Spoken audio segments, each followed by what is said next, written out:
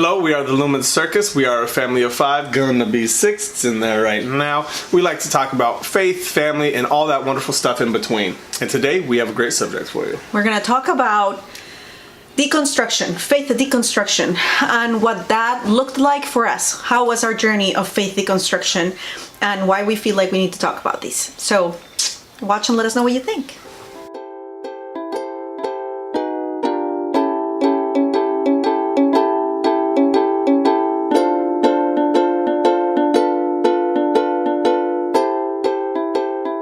So faith deconstruction essentially means that you, literally what the word says, that you take this faith that you have, that you were given from your parents or from your upbringing or from when you were a teenager, and that you start deconstructing it, like picking it apart, asking questions, wondering if this is actually something that you believe or not believe. And it usually takes place after something happens in your life. It never, like all the people that we've talked to, and for us too, it didn't come out of the blue. It was because all of these things had happened in our lives that were painful and traumatic. And then we started wondering, like, wait, are all the things that we believe true? Because they are not panning out. Like, it's not working out the way that we thought it was supposed to work out. Yeah, it's not working out the way people have told us, leaders in our lives or mentors in our lives or family members or parents, like they help instill those things in us as we grow up. And then as you start to have life experiences and multiple life experiences that lead you down a route where you're like, man, I don't know if what I'm believing or doing is real, if it's the right thing. Right. And then it usually comes to a head at pretty much like one pretty traumatic experience would be my guess, where it kind of, because you've had those moments where you're like, something happens and you start to question, and then you let those people get in your ear again, and you're like, okay, I'll just read my Bible more, or I'll stay strong and I'll keep pushing through my work, or I'll keep pushing into my marriage. And you're like, okay, you can keep pushing, but at some point you have to make some changes, and then usually, boom, something explodes and sets it all off. So for me, faith deconstruction started more as church deconstruction. We had been working for churches for over a decade. I had been working for churches for over a decade. I went to school. I got my master's. I did internships. I had been doing church work for a very, very long time in different places. And then I started asking a lot of questions about, like, why do we do things this way? Like, is this how God intended for the church to be? Things just didn't make sense anymore to me. And I started like really digging into, because people tell you like, well, what does the Bible say? Like, what does the Bible say? And I was like, you know what? I realized that I was doing church out of tradition and out of what I've been taught, more than out of me doing the research of being like, what is the church really? What is it? What is the purpose? How is it supposed to look like? And so I started studying pretty intently the Bible and different books about church and how church should be. And then I realized that a lot of what we did at church, a lot of our jobs were done out of tradition. Like, this is what we're supposed to do because it has been done for the last 600 years, but not necessarily because it is ideal or because it's in the Bible at all. So we landed, and this is the thing with deconstruction that I really think it's important to understand. Everyone lands wherever they land. Right. There is no right place to land with deconstruction. Some people land away from faith. Some people land in a different type of faith. Some people become agnostic. Some people become a different type of Christian. Some people become atheist. And all of those routes in deconstruction are valid and to be respected. So I landed, initially, in this place where I was like, I don't believe in building church and going to a church and tithing so that we can give money to get bigger lights or bigger stages or none of that made sense to me, because for more people to fill more seats, but not necessarily truly deal and heal from inside, like deep healing. I kept thinking, like, why don't we use this money that comes in, which is a lot, to help people get actual counseling and to help people really heal. And so I was so uncomfortable with the way that church was being done, and how there was this idea that there is this person who's preaching, there is this group of people that preach, and they are the ones that are closer to God, and they are the ones that give you your theology and tell you what to believe. And I didn't like that. I wanted a place where people were free to approach God themselves, and to learn to hear the God within, because we all have God within us, you know. Mm-hmm. And I wanted a place where people felt empowered to do that and to trust their own inner voice, and to say, like, I hear from God and I am a wise person, but you can't really build that inside of a place where every time you go, somebody's telling you what to believe, or somebody's telling you what the scriptures mean, and there is no room to ask questions. So for me, what I wanted was a place where people could ask questions and say, well, I don't know about that, I'm uncomfortable with that. And instead of saying, well, that's what the Bible says and that's where we land, we could say, like, okay, well, share, like, what's going on then, like, what is your research, what have you done? And so, well, you and we both actually in that scenario came to find out that when people tell you, well, that's where the Bible lands, isn't necessarily where the Bible actually lands. Not at all. And that can be something that causes a lot of pain, a lot of trauma, and there's a lot of guilt and a lot of shame. Taking a lot of verses out of context. And we've talked about some of those things, like can Christians curse? And I'll link him here, because it's taking a lot of verses out of context. Or can Christians engage in relationships with people of other faiths? We link that here too, because when you take those verses out of context, then at first glance, like, if you just read it outside of the context, if you read it outside of understanding that this has been translated over and over again, who translated this is important to know too. And that's where your work led you. That's where my work led me. I realized that I was looking through my library. I have a ton of books, too many. And I realized, oh my gosh, all of these are commentary, like all my Bible commentaries, all the academic books of the Bible that I had were European white men.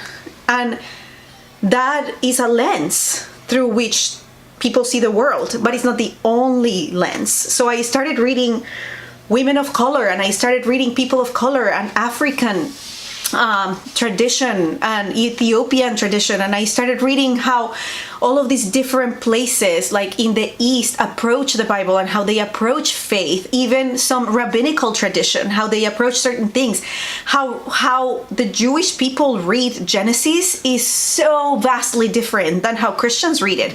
And that really informed me.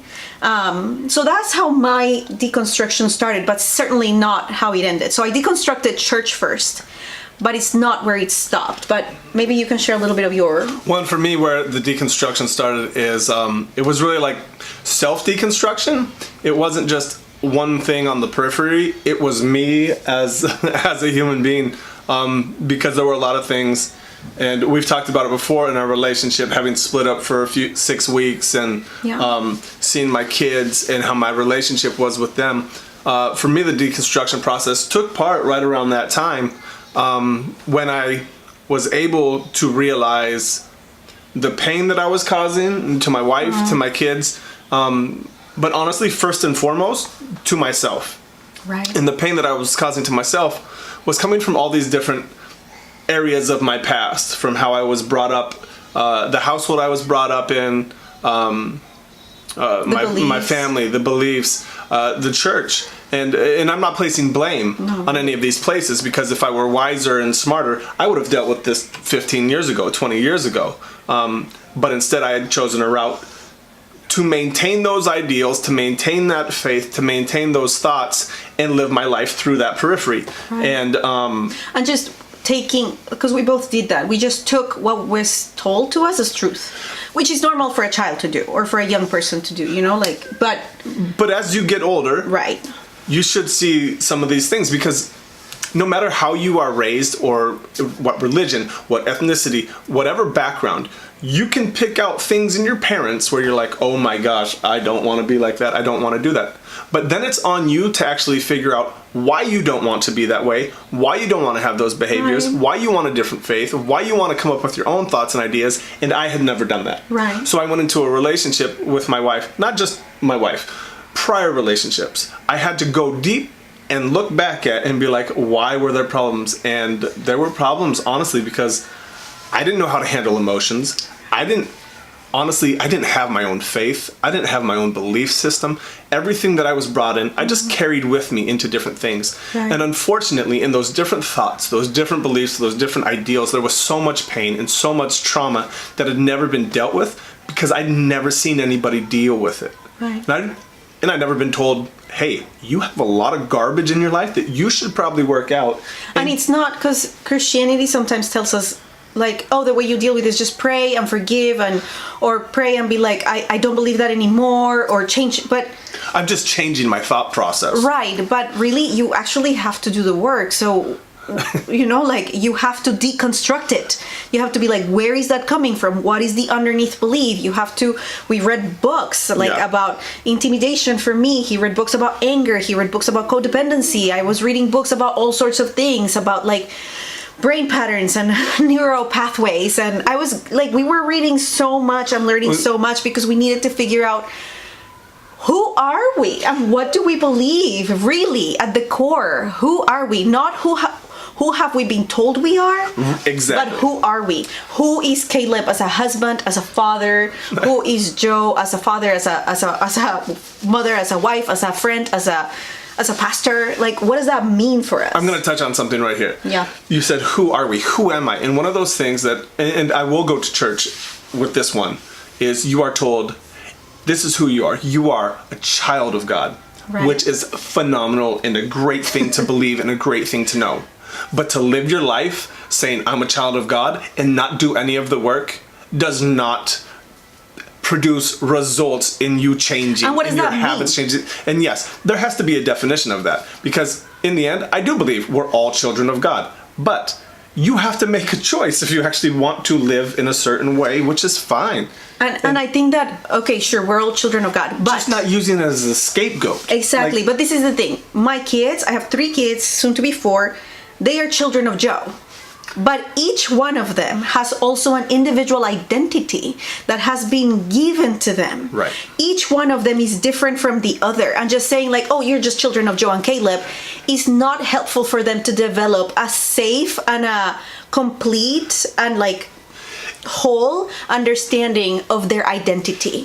And we all need to do that. Like, who am I? How am I wired? How do I think? What do I believe? What are the things that are inside of me that are harmful? What is the trauma that I grew up with that I need to dismantle and heal? What is the trauma that comes from my ancestors, like back when, that I need to address, that I need to heal? What is the stuff that I have to say out loud that I haven't said out loud? what do I have to take ownership of? What do I have to own? Yeah. We all need to do that work. It's really, really important work. It's work that we've done and that we continue to do, because you don't stop doing it. But I do want to say one thing about identity. Yeah. Like you pointed out our 3 children and ourselves as well. You can't just say they're children of Joe and Caleb, because they all each have an identity of their own. Yeah. And you have to find a way to tell them and to show them. For myself growing up, I used my identity, because I had no idea what it was, to latch on to every other Christian young man, what he was told he or she needed to look like and needed to do. And that's what I was. I did not have an identity for myself. I didn't have an identity of who I was. Hi, honey. And I don't want this little guy, who's a little bit cranky. Dad, Yep. Emmy, don't off the show that was my favorite. Oh my goodness, that breaks my did you heart. talk to her already though? Okay, No. you need to go talk to her first. You think you can go say, hey, Emmy, can we possibly finish my show? Do you want to wave to the audience? You should wave. Say hi, friends. Good job. Okay, go talk to your sister and talk in a small voice, okay? There you go. Love you. Good job. So getting back to identity, you need to be able to have your own identity and Yeah. not lump yourself into groups, because honestly, I do think that growing up, where you grow up, I grew up in a really tiny town, and I felt like, hey, this is what young men should look like. Right. But not ever was I told, hey, you are you. And the saying, you do you, is a phenomenal saying. Because honestly, if people mean that, they want you to be who the hell you are. Which is what you should desire, is to be who you are. And I never had that desire until I actually, 8.5 years into marriage with my wife, realized that I needed to have my own identity.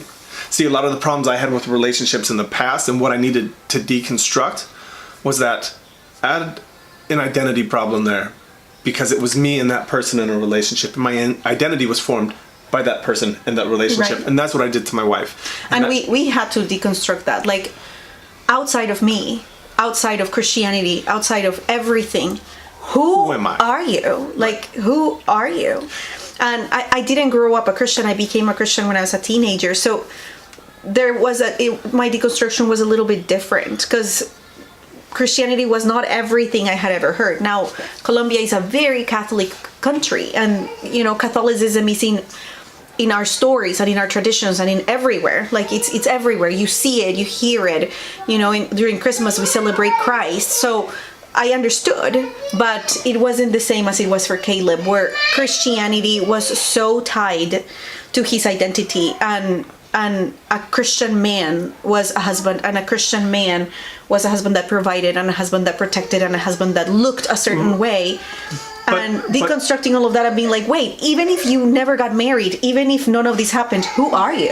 And outside of that, I had no identity. But with those things, Lord Jesus.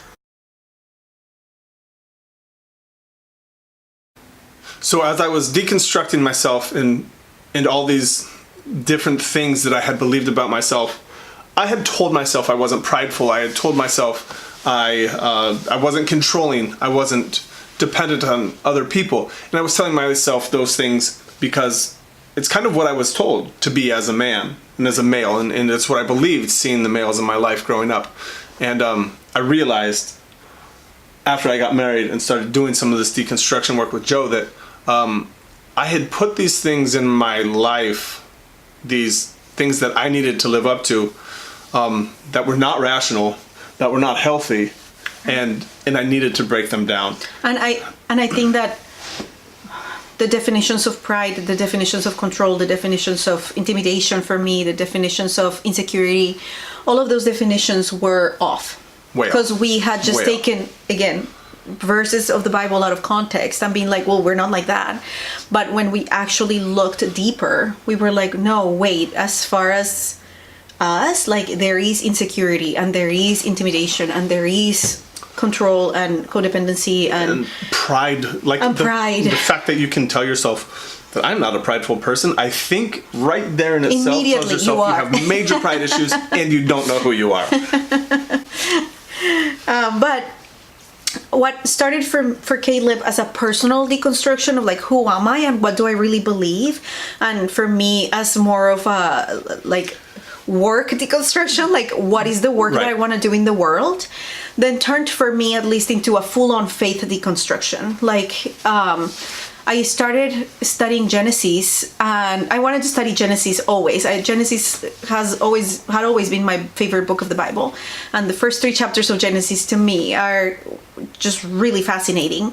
And so I started studying it, and I started learning Greek and Hebrew, and I would stay up at night, like, late, and just learn Hebrew, and I started finding these incredible things in the Bible that did not line up with the things that I had been taught.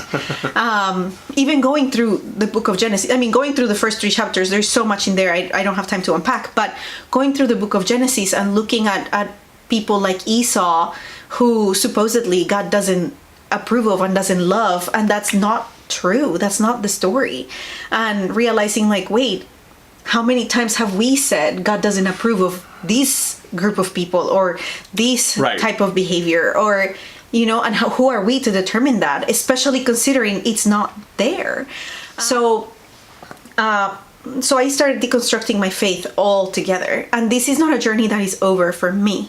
like I feel like it's a journey that continues, and my beliefs about God and my beliefs about Jesus and my beliefs about the Bible have severely changed in the last 3 years. Yeah. And I believe there is a God, but if you ask me what does that mean, what does that look like, you will have to sit with me and have coffee so that I can like explain all of that. Can I give you like where that came from? Yes. Can I show you that in not only the Bible but other places? Yes.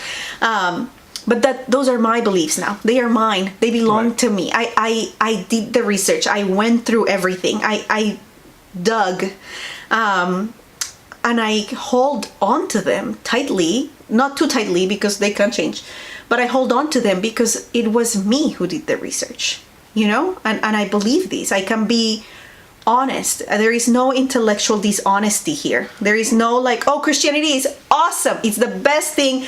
And if you become a Christian, your life will be better. We would say things like that. Like, if you become a Christian, your life will be better. Well, I can give you a ton of examples where that's not true. My life being one of them. Christianity made my life complicated. Very, very complicated and painful. It made me feel like I was not good enough, you know? So no, that's not true for everybody. And so, but now my beliefs are mine and I own them and I feel proud of them. And I have the healthiest relationship with God, and my spiritual life, my faith life is the strongest it has ever been, but it doesn't look like traditional Christianity looks like. And I'm okay with that.